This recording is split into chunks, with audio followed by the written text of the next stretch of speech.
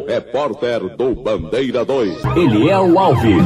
Rapaz assassinado a tiros na UR-11 do Ibura. Homens invadem residência no Cabo de Santo Agostinho e matam cidadão a bala. Estas manchetes serão notícias dentro de instantes, com o repórter Bandeira 2 desta quinta-feira, 21 de fevereiro de 2019.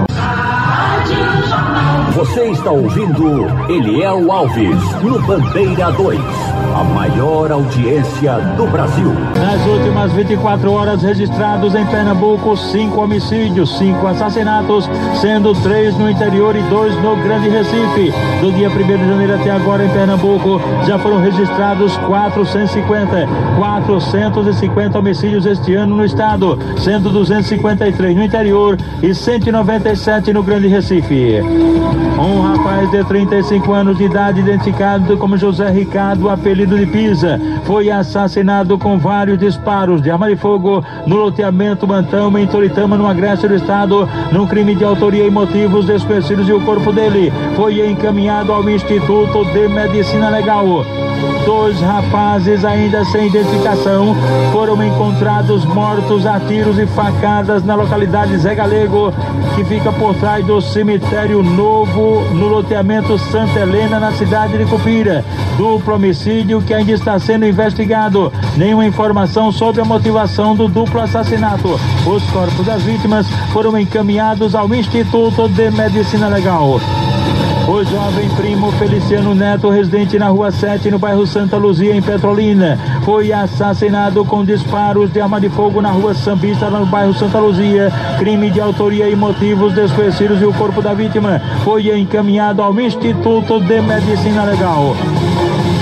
Um homem foi encontrado sem vida dentro de um açude na Chácara São Jorge, na zona rural de Bom Conselho, no agreste do estado. O trabalhador rural José Wellington Maquino da Silva tinha 34 anos de idade, e o corpo dele foi encaminhado ao Instituto de Medicina Legal.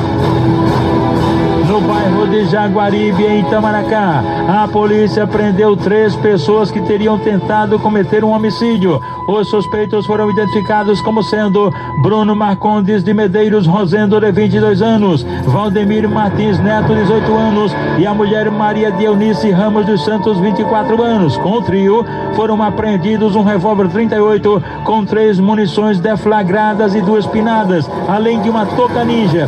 Eles não conseguiram acertar os disparos em um ex-presidiário, aliás, um presidiário por tráfico que está na condicional, um jovem de 22 anos de idade, e segundo a polícia, a ordem para o crime teria partido de dentro do presídio. Olha, minha gente, faleceu ontem a Dona Cristina. Dona Cristina era da coleta da igreja Nossa Senhora da Conceição, no Morro da Conceição, em Casa Amarela.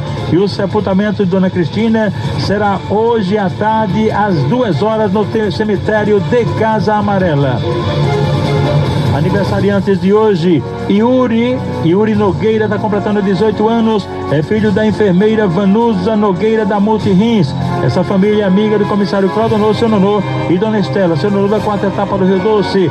E a festa será patrocinada justamente pela mamãe do Yuri, a Dona Vanusa. O Everton está completando 25 anos, mora no Córrego de Joaquim, Nova Descoberta. Toda a família já reunida, a esposa dele, Rafaela, a mamãe dele, Aldenor, o padrasto Ricardo, o popular Batata, e também o cunhado do Everton, Jonatas, do Alto da Brasileira. Gina Carla está completando 44 anos, mora na Rua Guaicurus, no bairro de Campo Grande. A mãe dela é Nega, que está preparando a festa, juntamente com os tios Sula Tavares, Ricardo, Mário Cabeça e também Fernandinho Telemar. Aniversariantes da MERP PMBM, cujo presidente é o Tenente Lupécio Nunes. Os sargentos Gilson Neves da Silva, Aldo José Andrade Filho, João Celestino Felizardo e Alexandre José Correia. A pensionista Miriam Paiva de Andrade Barbosa. E quem também está aniversariando hoje é o secretário da Comissão de Promoção de Oficiais, o Tenente Coronel Ivan José de Melo. Rapaz assassinado a tiros na UR11 do Ibura.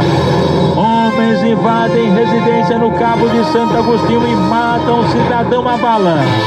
Estas manchetes serão notícias dentro de instantes, com o repórter Bandeira 2, livre, independente, aqui na sua Rádio Jornal, Rádio Forte, AM 780 e FM 90.3. Você está ouvindo Eliel Alves, no Bandeira 2, a maior audiência do Brasil. Ligados aqui na Jornal, Dona Dó, ela está com o Guaraná do Amazonas no terminal de ônibus de Dois Unidos, é amiga de André Marinho lá, que é recepcionista aqui do HR. O comissário Luiz Tarcísio, cover de Valdir Soriano, também ligado na Jornal.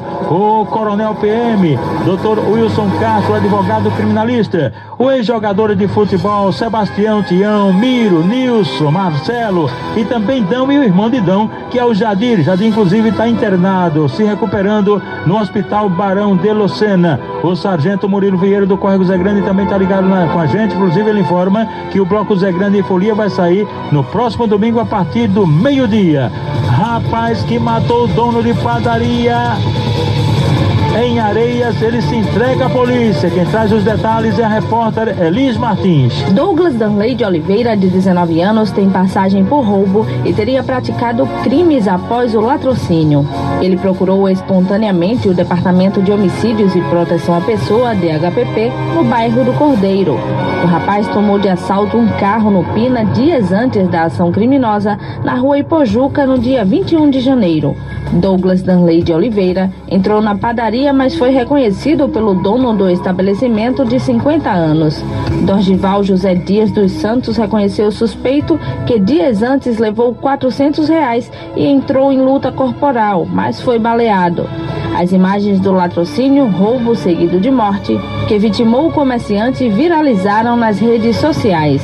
A delegada do DHPP, Stephanie Almeida, afirma que não restam dúvidas quanto à materialidade do fato. Foi fundamental para a polícia a divulgação das imagens, porque o suspeito ficou com receio de retaliação da população, já que foi um crime que ganhou grande repercussão. Então ele acabou se entregando aqui no DHPP. Após várias diligências, fomos até a residência, intimamos os familiares, que ele já não estava na casa dos familiares, mas após divulgação e grande repercussão que tomou as imagens, ele acabou se entregando. Ele confessou o crime, contou detalhes da ação criminosa e, não obstante, ele também confessou o crime de roubo que havia praticado no mesmo estabelecimento na semana anterior. Confessou também o crime de roubo à loja de roupas do bairro Pina e o roubo do veículo utilizado na ação criminosa. Inclusive, tem essas imagens, né, do circuito que mostram que ele estacionou o veículo, né, na rua do estabelecimento e saiu sozinho, ou seja, agiu sozinho. Isso, ele agiu sozinho, não contou com a participação de nenhum outro indivíduo. Agora, doutora, ele já tem passagem pela polícia, né? Inclusive, o carro utilizado também foi motivo de roubo também? Isso, o carro utilizado é um Ford Ka Sedan, que foi roubado ainda no mês de janeiro no bairro do Ipsep. Ele já tem passagem pela polícia, né? Isso, já tem passagem pela polícia, ele responde pelo crime de roubo, inclusive. Elis Martins para o Bandeira 2. No sítio Boto, zona rural de Pombos, elementos numa caminhonete efetuaram tiros de espingarda 12 contra um ônibus da prefeitura local. Foi uma tentativa de assalto. A lateria do veículo ficou perfurada de balas, mas os criminosos não conseguiram concluir o roubo. Ninguém ficou ferido. Falar em atentado a ônibus, tentativa de assalto, foram registrados nas últimas 24 horas 9 assaltos a ônibus 93 do sistema BRT. Ontem pela manhã, na BR-101 Sul, em Prazer e Jaboatão dos Guararapes, ônibus da empresa São Júlio Tadeu, linha Coab, TI, Cajueiro Seco. Foram 2 elementos armados de revólveres, levaram o dinheiro da renda e pertence dos passageiros.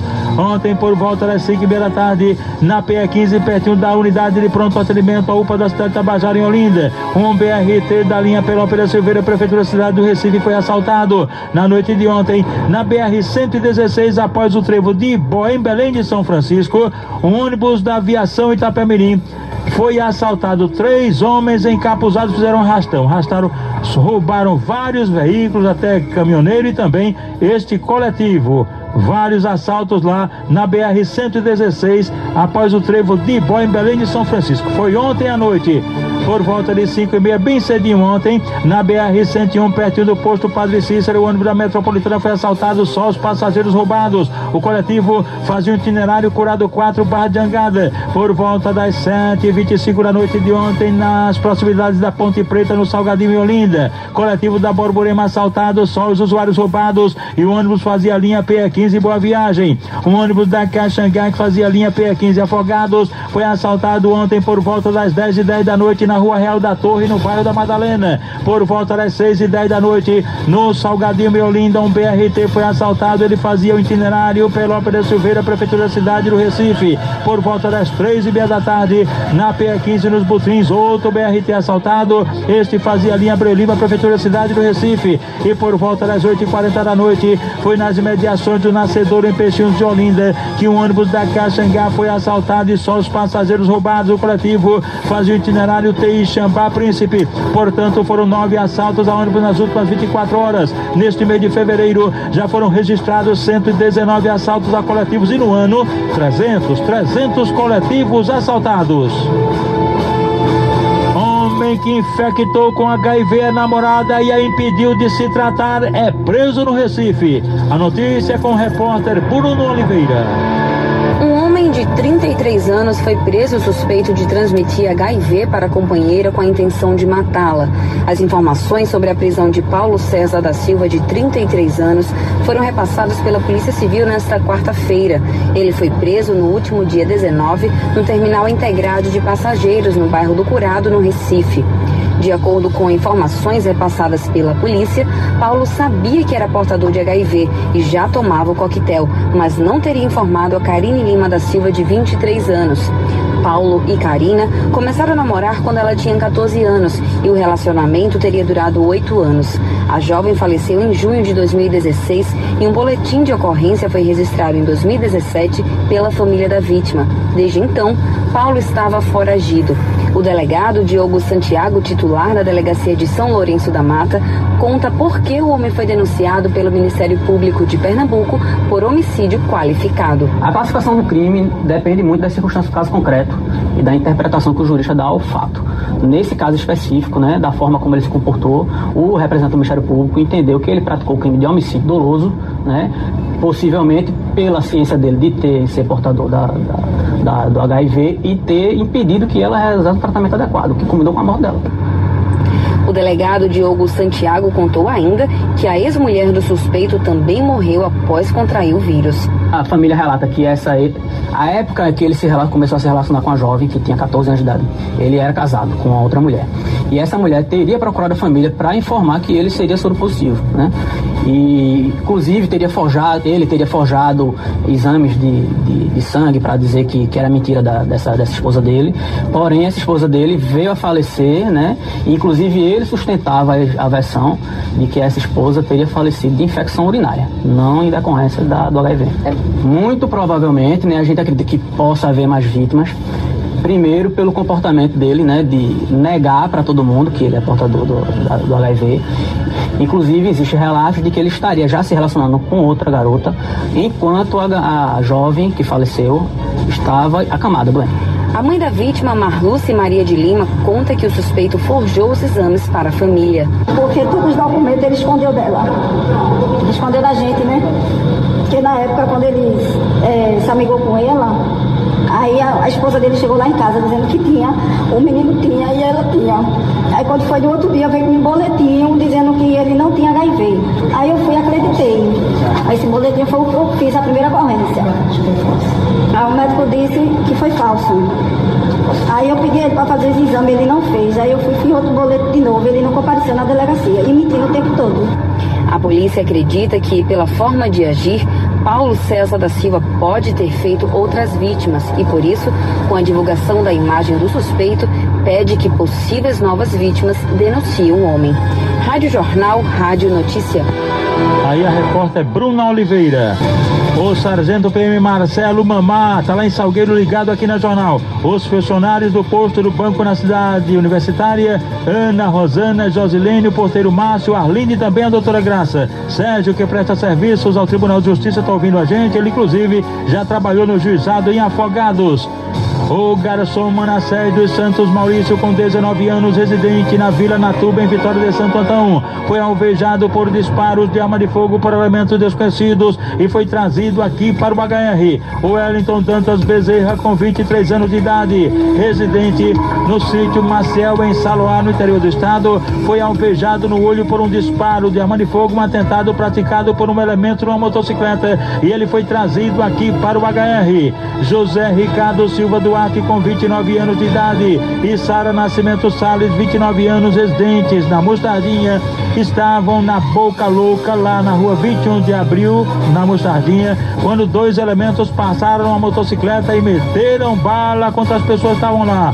O José Ricardo e Sara foram atingidos nas pernas e foram socorridos aqui no Hospital da Restauração. José Renato Souza de Miranda, adolescente de 16 anos, residente na rua Lages, na Mostardinha. Ele foi agredido a pedradas no cais de Santa Rita, centro do Recife. Ninguém informou quem o agrediu nem os motivos, e ele foi socorrido aqui no Hospital da Restauração. Nádia Ravana Miguel, ela foi alvejada por disparos de arma de fogo em Barreiros, no interior do estado, num atentado de autoria e motivos não informados, e foi socorrida aqui no Hospital da Restauração. Paulo José Nascimento, de 44 anos, residente na rua Padre Inglês, no bairro da Boa Vista, foi alvejado por disparo de arma de fogo no braço. O atentado aconteceu na rua do Hospício e ele foi socorrido aqui no HR. Nenhuma informação sobre a autoria e as causas da tentativa de homicídio.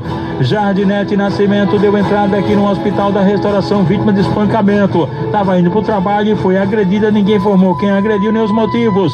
José Rodrigues da Silva, com 81 anos de idade, residente no sítio Olho d'Água, zona rural de Venturosa, foi brutalmente espancado. O idoso foi brutalmente espancado, ninguém informou quem o agrediu nem os motivos, e ele foi socorrido na emergência aqui do Hospital da Restauração.